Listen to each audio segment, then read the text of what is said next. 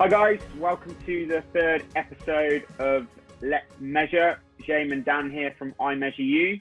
The shoes were on James' feet this week, and he had a look at some of the IME step data from one of his cricket training sessions and also some match data. So without further ado, I will let James dive straight into what he found. James, let's do it. What were the key talking points? Perfect. So let's start off. So there, obviously, I'll jump into the dashboard in a moment, but it was a training session and a match session. So my first training back in over a year. So body was a bit sore Thursday and Saturday. And I mean, all conditions were the same footwear, same surface, different ground. So that could have played a part, just to give you an overview, but still it was all turf nets. So we turf nets and then obviously turf in the middle on Saturday. And let's let me share my screen and I'll get the dashboard up. So there we go. You should be able to see that. So we've also got Thursday and Saturday. So, I mean, as soon as we look at it, we clearly see there's a large asymmetry to my right leg on the training data. And if we quickly skim over to match data, we can see the exact same trend. So that's 55.7 and compared to 66.1. And I mean, so that's the first thing that stands out for you. But let's start with the cricket training. So what I did, I was able to footnote by blocks. So I bowled in 2 sessions. As you can see, there's a nice big gap there. So that's bowling session 1, bowling session 2. And I did keep it on for batting. Didn't find anything too interesting with batting. So we'll leave that out. But let's focus on bowling session 1. So this, bearing in mind, was my first session back. But really interesting, and Dan, we've spoken about it quite a bit, is you would think that the plant foot, your landing foot, with me being a right-hand bowler, being my left leg, would go through a lot more load. But it is clear that the higher impacts, and which we'll see in a moment, and the majority of impacts are on that left leg. I mean, the right leg, sorry, not the left leg, which is obviously then the follow-through leg, which, I mean, we hypothesized otherwise, correct, Dan? So Correct. Yeah.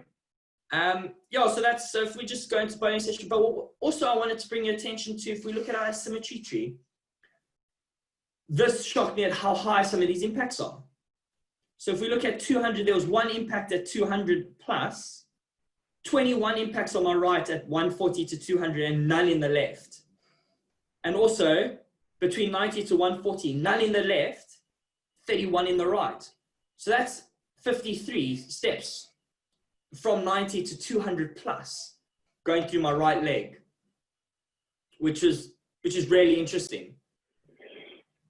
It is fascinating, and I know there's been a lot of there is a lot of talk about the pre-delivery foot impact in terms of the load it generates, and clearly we can see here that those higher intensities are occurring on the follow-through step, I would imagine, as a right-handed bowler. Sorry, that would be your right foot. Just, I mean, this is, you may or may not have been able to feel this, Shane, but can you tell a difference when you bowl? Does the follow-through step feel harder, more intense than the pre-ball strike?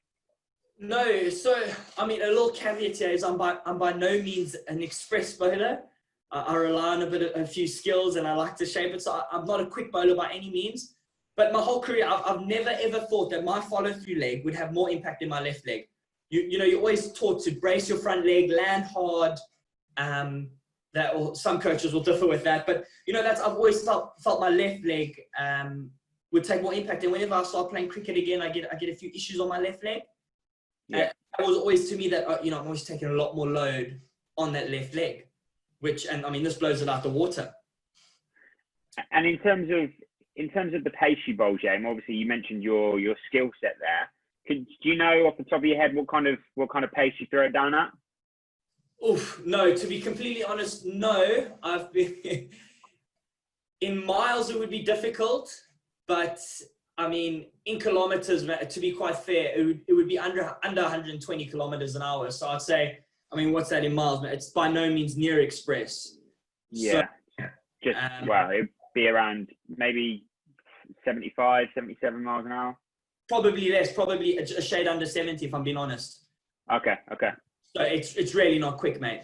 That's fascinating in itself, because like you're not an overly quick bowler, but you're still registering impacts right at the top of what we're able to collect, and that's with a 200G accelerometer, right?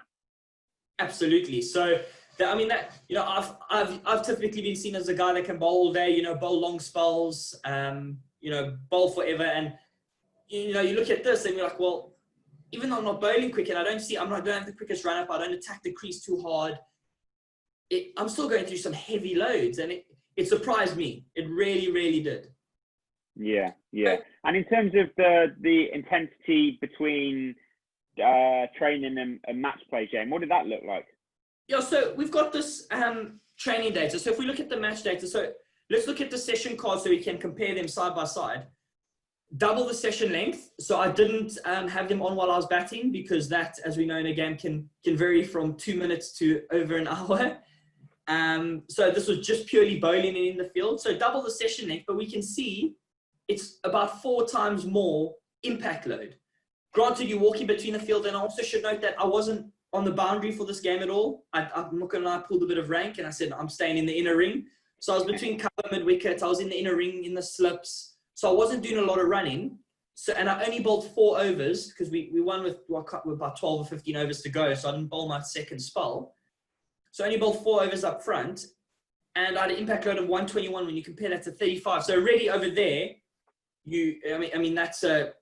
it's a big eye opener. So if we look at the actual data and try to look at, what happened, I was obviously able to footnote the individual overs after the fact. And what I should note is I actually had to, on a couple of occasions in the game, because, the hardware isn't the cheapest, I had to feel on my ankles if I still had them on my ankles, because I couldn't feel at all. Granted, I put them over my sock. And that's something else that could maybe decrease a bit of force, is I had them over my sock, but I had to feel on 2 or 3 occasions that, do I still have them on? So and just quickly, James, was that the same for training as well? Did you wear them over your socks in training? Yeah, exactly the same. Same socks, same shoes. So no difference there. So we can clearly see the 4 spikes over there for this. So if we drill down into it, we can already see the impact loads definitely favoring the right. And one thing that's really interesting, Dan, is what I would like to do, and where this could be really valuable, is with a bit more data, is if you get this baseline data on a lot of your bowlers during pre-season when they're coming back from injury, you can get an average intensity of their over when they're bowling at full speed at 50%, indoors or outdoors, depending on what data you have. And you can literally start profiling them and know, even though I might be a slower bowler, I should bowl a lot less, in building up to my normal training load compared to someone else who might go through lower loads, who can withstand a bit more, whatever the case is. So that would be really interesting for me, where this data could go with a little bit more of it.